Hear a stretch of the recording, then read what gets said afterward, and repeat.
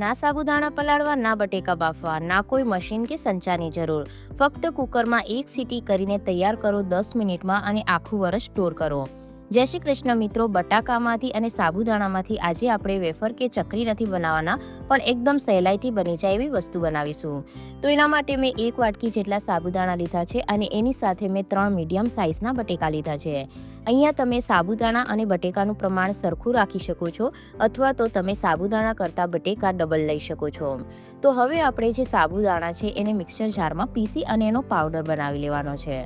તો અહીંયા તમે જોઈ શકો છો મેં એનો પાવડર કરી લીધો છે. ત્યારબાદ હવે આપણે બટેકા લઈ લઈએ અને બટેકાની જે છાલ છે એને છોલી લઈએ. ઉનાળાની સિઝન આવે એટલે દરેકના ઘરમાં સાબુદાણાની, બટેકાની વેફર, ચકરી વગેરે બનતું હોય છે. પરંતુ જ્યારે આપણે ચકરી બનાવીએ ત્યારે બટેકાને બાફવા પડે છે, સાબુદાણાને કલાકો સુધી પલાળવા પડે છે. પરંતુ આજે જે હું તમારી સાથે રેસીપી શેર કરવાની છું એને તમે કુકરની અંદર ફક્ત 1 સીટી કરી અને 10 મિનિટમાં તૈયાર કરી શકો છો અને આ એકદમ આખું વર્ષ સુધી સારી રહે છે, બિલકુલ પણ ખરાબ નથી થતી. જો તમે પહેલાં ક્યારેય ઘરે ચકરી કે વેફર એવું નથી બનાવ્યું તો આ વિડીયો જોયા પછી તમે એકદમ પરફેક્ટ બનાવતા શીખી જશો. તો ચકરી બનાવવા માટે કઈ વસ્તુનો ફેરફાર કરવાનો છે એ હું તમને આગળ જણાવીશ. તો જો અહીંયા મેં છે ને આ રીતના છાલ બધી કાઢી લીધી છે. ત્યારબાદ હવે આપણે ખમણીની મદદથી એને છીણી લઈએ. તો જો તમારે અહીંયા કને ચકરી બનાવવી છે તો તમારે જે ખમણી લ્યો છો એને છીણવા માટે એ ખમણી તમારે એકદમ ઝીણી લેવાની, જેથી જે બટેકાનું છીણ હોય એકદમ પતલું નીકળે. તો જો એકદમ પતલું છીણ હશે તો તમે આ જ રેસીપીને ફોલો કરી અને બટેકા અને સાબુદાણાની ચકરી બનાવી શકો છો. પરંતુ હું અત્યારે ચકરી નથી બનાવવાની, એટલા માટે મેં અત્યારે મોટી ખમણીનો યુઝ કર્યો છે. જે બટેકાનું છીણ છે એને આપણે તરત જ પાણીમાં ઉમેરતું જવાનું છે, કારણ કે બટેકાની અંદર સ્ટાર્ચનું પ્રમાણ રહેલું હોય છે. જો તમે એને એમ જ મૂકશો તો બટેકાનું છીણ કાળું પડી જશે. તો આ રીતના જેટલું પણ બટેકાનું છીણ છે એ બધાને હું પાણીની અંદર ઉમેરી દઈશ અને એને આપણે 1 થી 2 વાર પાણીની અંદર ધોઈ લેવાનું છે. તો જો ફ્રેન્ડ્સ, અહીંયા બટેકાનું છીણ આપણું રેડી થઈ ગયું છે. તો હવે શું કરવાનું છે કે ગેસ ઉપર આપણે એક કુકર મૂકી દઈએ. તો ગેસને મેં અહીંયા ચાલુ કરી લીધો છે. ત્યારબાદ હવે આપણે એની અંદર પાણી ઉમેરીએ. તો અહીંયા તમારે મેઇન વસ્તુ પાણી ઉમેરવા સમયે જ ધ્યાન રાખવાનું છે. તો હવે આપણે જે વાટકીથી સાબુદાણા લીધા છે એ જ વાટકીથી આપણે પાણી લેવાનું છે. તો અત્યારે હું 2 વાટકી જેટલું પાણી છે એ કુકરમાં ઉમેરી રહી છું. તો અહીંયા આપણે પાણી એકસાથે નથી ઉમેરવાનું. જો તમે એકસાથે પાણી ઉમેરશો તો જે સાબુદાણાનો પાવડર છે એમાં ગઠ્ઠા થઈ જશે. ત્યારબાદ હવે આ પાવડર આપણે જે તૈયાર કરીને રાખ્યો છે એને ઉમેરી દઈએ અને એને ચમચાની મદદથી સારી રીતના મિક્સ કરી લઈએ. તમે અહીંયા મિક્સ કરશો એટલે જોશો કે જે મિશ્રણ છે એ ઘટ થતું જશે અને સાબુદાણા છે એ ફૂલી જશે. તમારે અહીંયા એક વાતનું ધ્યાન રાખવાનું કે જેટલું પણ સાબુદાણાનો પાવડર હોય એનું 4 ગણું પાણી લેવાનું. એટલે મેં અહીંયા 1 વાટકી સાબુદાણા સામે 4 વાટકી પાણી લીધું છે. તો જો અહીંયા 2 વાટકી આપણે પહેલાં ઉમેરી દેવાની અને 2 વાટકી આપણે પછીથી ઉમેરીશું. તો હવે આપણે જે બટેકાનું છીણ છે એને આની અંદર ઉમેરી દઈએ અને આને આપણે સારી રીતના મિક્સ કરી લેવાનું છે. તો જો અહીંયા મેં નાનું કુકર લીધું છે, તમારે અહીંયા થોડું મોટું કુકર લેવાનું જો તમે વધારે પ્રમાણમાં બનાવતા હોય તો. તો જો આ એકદમ સારી રીતના મિક્સ થઈ ગયું છે. હવે આની અંદર પાણી ઓછું છે તો હજી આપણે 1 વાટકી જેટલું પાણી ઉમેરી દઈએ. તો 2 વાટકી પહેલાં ઉમેર્યું હતું અને 1 વાટકી અત્યારે ઉમેરી રહી છું, એટલે 3 વાટકી પાણી ટોટલ થયું. તો જો આને સારી રીતના મિક્સ કરી લેવાનું છે અને હજી 1 વાટકી આપણે આમાં પાણી ઉમેરીશું, એટલે આપણને અહીંયા ટોટલ 4 વાટકી પાણીની જરૂર પડશે.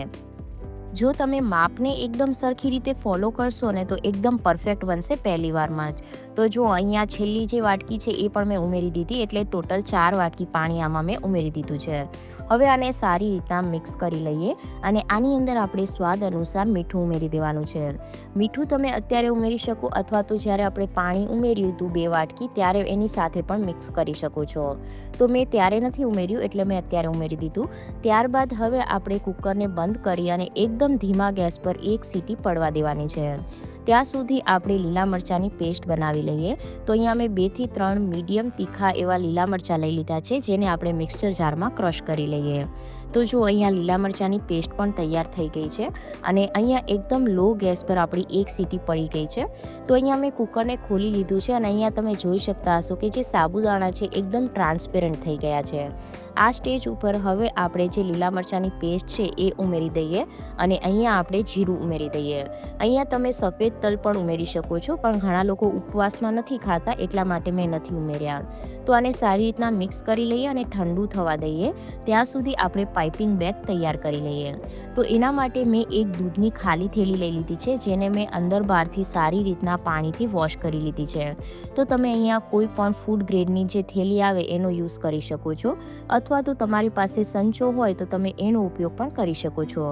ત્યારબાદ આપણે આ રીતના ગ્લાસની અંદર થેલીને મૂકી દેવાની છે અને અહીંયા તમે જોઈ શકો છો કે મિશ્રણ ઠંડુ થયું એટલે આ રીતના ઘટ થઈ ગયું છે. હવે આ મિશ્રણને આપણે આ જે થેલી છે એની અંદર ભરી લેવાની છે. જો તમે વિડીયોને સ્કીપ કર્યા વગર એન્ડ સુધી જોશો તો તમે એક વખતમાં એકદમ પરફેક્ટ બનાવી શકશો, કારણ કે જો તમે વિડીયોને થોડો ઘણો પણ સ્કીપ કર્યો તો માપ જો આમ તેમ થયું તો તમારાથી પરફેક્ટ નહીં બને. એટલા માટે એક વખત વિડીયો ધ્યાનથી જોઈ લેજો. તો જો અહીંયા મેં આ રીતના થેલીની અંદર મિશ્રણ ભરી લીધું છે અને ત્યારબાદ ખૂણાથી આપણે કાતરની મદદથી કટ કરી લેવાનું છે. હવે આની અંદરથી આપણે સ્ટીક બનાવવાના છીએ. તો આમાંથી તમે ચકરી પણ બનાવી શકો છો, પણ ચકરી બનાવવામાં ખૂબ જ વધારે સમય લાગે છે, એટલા માટે હું સાબુદાણા અને બટેકાની સ્ટીક બનાવી રહી છું. તો જો આ રીતના એકદમ આસાનીથી આ પડી જાય છે. તો અહીંયા મેં બટેકાની જે છેણ છે એટલા માટે મોટી રાખી હતી, કારણ કે અત્યારે હું સ્ટીક બનાવવાની છું. અને અહીંયા તમે જ્યારે પણ આ રીતના તમે પાડો ત્યારે તમારે એક વાતનું ધ્યાન રાખવાનું કે થોડું અહીંયા જાડું રાખવાનું, કારણ કે એ સુકાય એટલે એકદમ પતલી થઈ જાય છે. તો જો અહીંયા આ રીતના મેં છે ને એક કાગળ વસાવી લીધું છે. તો આ એકદમ જે ટ્રાન્સપેરન્ટ કાગળ આવે એ છે. આની જગ્યા પર તમે ઘઉં અથવા તો જે ચોખાની થેલી આવે એને પણ કટ કરી અને એના ઉપર પણ તેલ લગાવી અને એનો ઉપયોગ પણ કરી શકો છો. તો અહીંયા જો હું તમને ચકરી પાડીને પણ બતાવી દઉં, જેથી તમને આઈડિયા આવે કે આમાંથી આપણે ચકરી પણ બનાવી શકાય છે અને સ્ટીક પણ બનાવી શકાય છે. તો જો કેટલું સહેલું છે આને બનાવવું, એકદમ આસાનીથી બનાવી શકાય છે. જો તમારી પાસે સંચો નથી તો તમે આ રીતના થેલીનો ઉપયોગ કરીને પણ બનાવી શકો છો. જો તમે સ્ટીક બનાવો તો તમે થોડી જ વારમાં ઘણી બધી સ્ટીક બનાવી અને તૈયાર કરી શકો છો, કારણ કે ચકરી બનાવવામાં વધારે સમય લાગે છે, જ્યારે સ્ટીકને આપણે તરત જ બનાવી અને તૈયાર કરી શકાય છે. તો જો આને તમારે તડકે નથી સૂકવવાની, આને તમારે છે ને પંખા નીચે એક રાત માટે મૂકી દેવાની છે. ફક્ત એક જ રાતમાં એકદમ સારી રીતના સુકાઈ જાય છે અને ત્યારબાદ તમે આને તળી અને ઉપવાસમાં ખાઈ શકો છો. તો જો આ રીતના હું બધી જ જે સ્ટીક છે એને તૈયાર કરી લઈશ. તો અહીંયા મેં બધી જ સ્ટીક તૈયાર કરી લીધી છે અને તમને બતાવવા માટે મેં એક બે અહીંયા ચકરી પણ બનાવી છે. તો આને એક રાત માટે મેં પંખા નીચે સૂકવી દીધી છે અને એક રાત બાદ હું તમને બતાવીશ કે આ કેટલી સરસ રીતના સુકાઈ જાય છે. તો જો અહીંયા તમે જોઈ શકો છો કે એકદમ સારી રીતના સુકાઈ ગઈ છે અને કેટલી પતલી થઈ ગઈ છે. એટલા માટે તમે જ્યારે પણ આને બનાવો ત્યારે થોડું એનું જે પ્રમાણ છે વધારે રાખવાનું. તો હવે આપણે એને તળી લઈએ. તો અહીંયા હું તમને તળીને પણ બતાવી દઉં. તો ફ્રેન્ડ્સ, ઉપવાસમાં ખાઈ શકાય એવી સાબુદાણા અને બટેકાની સ્ટીક બની અને તૈયાર થઈ ગઈ છે. તમને આ રેસીપી કેવી લાગી મને કોમેન્ટ કરીને જરૂરથી જણાવજો અને વિડીયો પસંદ આવ્યો હોય તો લાઇક, શેર અને ચેનલને સબસ્ક્રાઈબ જરૂર કરી દેજો.